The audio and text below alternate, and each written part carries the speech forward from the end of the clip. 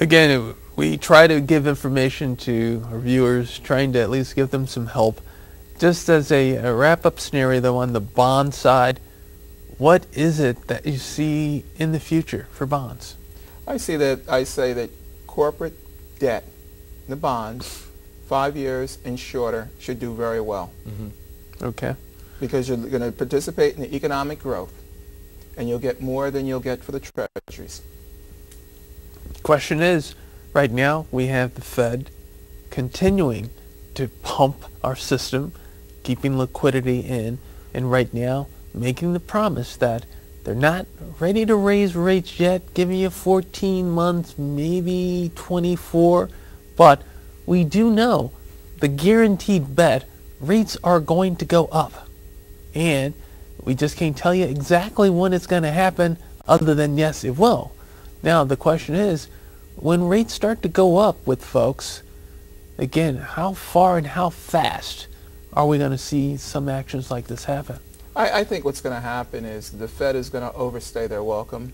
Bernanke is, As whoever's always. in is going to ease on not raising rates. Because if you go back and you look at the history of the Great Depression, the mistake that we made is the things that our brethren across the pond did was raising rates. So, and Bernanke is a student of that era.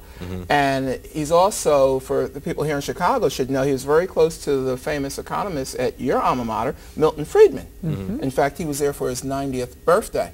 Oh, well. Yes. And so he understands that well. And so I think he's got some good training and the proper perspective. So I don't see a sharp rise in interest rates anywhere in the near future. Josh, you agree when these rates start to move? What do you think? Yeah, I agree. You know, I was aware that Ben Bernanke was a student of the Great Depression. I think he wrote a thesis on it during his academic years. So, you know, history does repeat itself.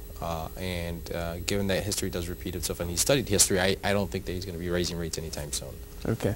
It's one of those things that we have to keep our eyes on, just understanding when rates start to go up. There's usually an opposite scenario with the valuations. So rates go up, bond values go down. So you holding these large bond portfolios, expect a hit coming in valuations in the near future. Just don't know when. Forecast for the equity side, again, your picture, are we still looking at the normal historical rate of return, 12% over historical 30, 40-year period of return? Or are you saying we're maybe in for a new paradigm where rates may not be the same? You know, like I said, it really depends on what happens in December and January. Yeah, I'm looking past that because we know something's going to happen. It's either going to be one way or another. But that's going to have a huge effect on the future. Okay. So in terms of going forward, I think that, you know, the economy has recovered.